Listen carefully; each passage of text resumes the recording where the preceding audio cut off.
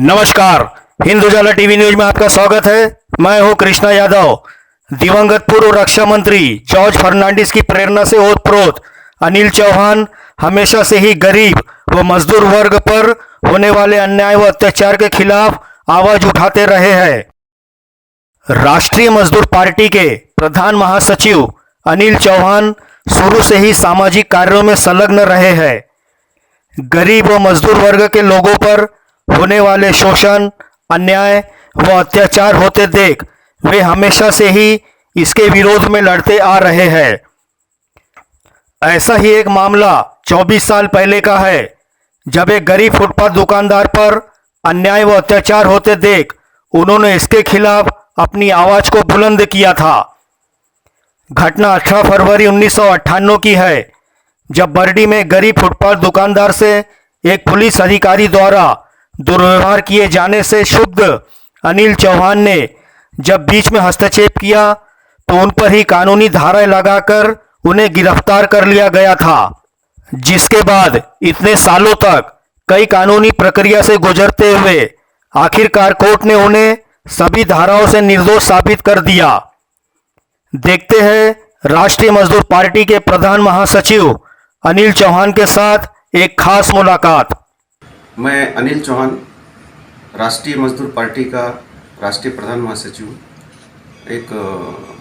छोटे से मजदूर के रूप में सड़क में गड्ढे खोदने से स्टार्ट किया काम, और जब लोगों की समस्याएं देखा मैंने तो उस समस्याओं में लीन होता चला गया और धीरे धीरे लोगों ने मुझे एक प्रतिनिधि के रूप में आगे बढ़ाना शुरू किया और आज मैं एक राष्ट्रीय पार्टी का प्रधान महासचिव। जो आप पर ये डायलिंग केस चल रहा था, उस प्रकरण के बारे में बताइए। 18 फरवरी 1998 को एक गरीब फुटपाथ दुकानदार ठेला लेके सड़क के बाजू में खड़ा हुआ था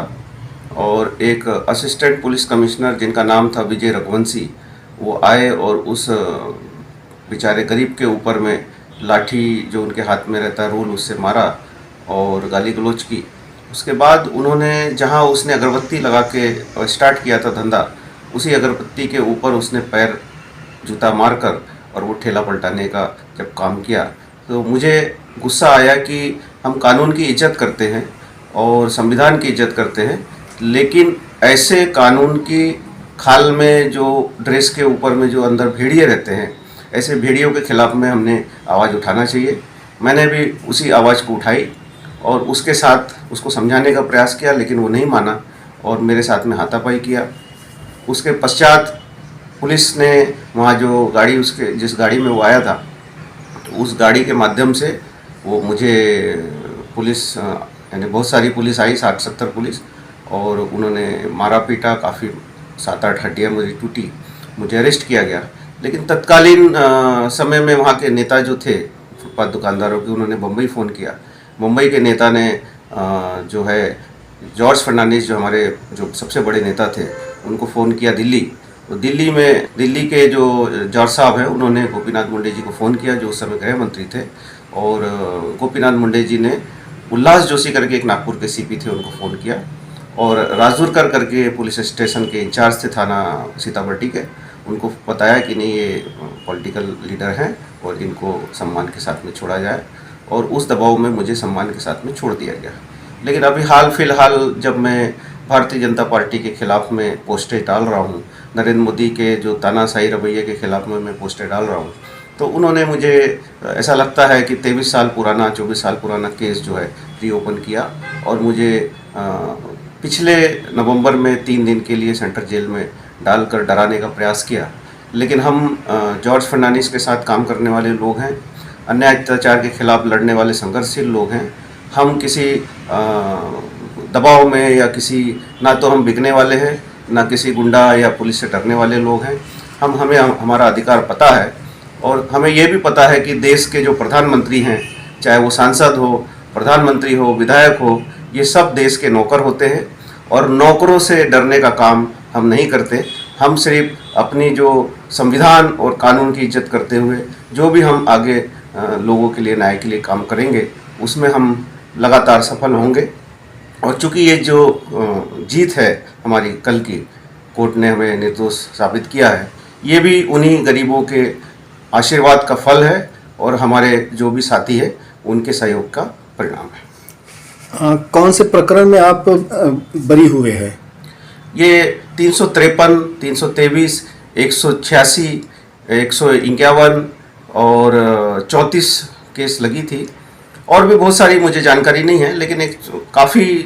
कलम मुझ पर लगाई गई थी, क्योंकि एक सहायक पुलिस आयुक्त के ऊपर में उसके साथ मारपीट हुई थी। तो पुलिस कोशिश ये कर रही थी कि इसको किसी भी प्रकार से इसको ज़िंदगी भर जेल में सड़ाया जाए, और उसी के तहत उन्होंने बहुत प्रयास किया, लेकिन लोगों की दुआएं हमारे साथ थीं और आज भी लोगों की दुआएं हमारे साथ हैं, क्योंकि हमने सोने के पिंजरे में रह के गुलाम बनने से अच्छा हम आज़ाद पंछी की तरह लड़ना और लड़ के मरना पसंद करते हैं। उसी दिशा में हम लोग काम कर रहे हैं, और राष्ट्रीय मजदूर पार्टी के देश भर के लोग भी उसी दिशा में आगे बढ़ रहे हैं, और देश के लोगों के साथ में जो भी अन्याय हो रहा है उसके खिलाफ में हम लोग संघर्ष करते रहेंगे। इस टाइप की तकलीफों से क्या फिर आगे भी सोशल वर्क करना या सोशल कार्य करना आप छोड़ देंगे या फिर जारी रखेंगे? पहले हम लोग सोचते थे कि यूनियन के माध्यम से हम काम कर रहे हैं, लेकिन हमें धीरे धीरे ऐसा लगने लगा कि देश के अंदर में जितनी भी यूनियनें हैं, ये हर यूनियन का जो कार्यकर्ता होता है वो देश की हर पार्टी में कहीं ना कहीं जुड़ा होता है, और हर नेता के पीछे वो झंडा पकड़ने का, उसकी कुर्सियां उठाने का, उसकी दरी उठाने का वो काम करता है, उसकी भीड़ मीटिंगों में भीड़ बनने का काम करता है, और साथ ही उसको वोट डालने के लिए बढ़ चढ़ के हिस्सा खुद भी डालता है और लोगों को भी डलवाता है। तो कुल मिला के देश के अंदर में जो लोकतांत्रिक तरीके का जो अधिकार है वो 99% जो है मजदूर किसान बढ़ चढ़ के हिस्सा लेता है, लेकिन सिर्फ 1% वोट जीतने के बाद में वो आदमी देश का मालिक बन जाता है, और जो देश को अपने वोट की ताकत से जो असली मालिक होते हैं वो वोटर होते हैं। और आज ऐसी स्थिति हो गई है कि जो वोटर वोट डाल के जिसको सरकार बनाते हैं, लोकतांत्रिक सरकार, वो आगे चल के गुलाम बन जाते हैं 5 साल के लिए, उनकी यानी जीवन 5 साल के लिए उस नेता की मुट्ठी में चला जाता है। और जो नेता भीख मांगने के लिए, वोट की भीख मांगने के लिए लोगों के पास जाता है, और वो नौकर के रूप में वो वहाँ से सरकारी खजाने से वो अपना खर्चा महीने का उठाता है, तो एक प्रकार से वो सरकारी नौकर होता है, सरकारी सुविधाओं का वो गलत इस्तेमाल करता है।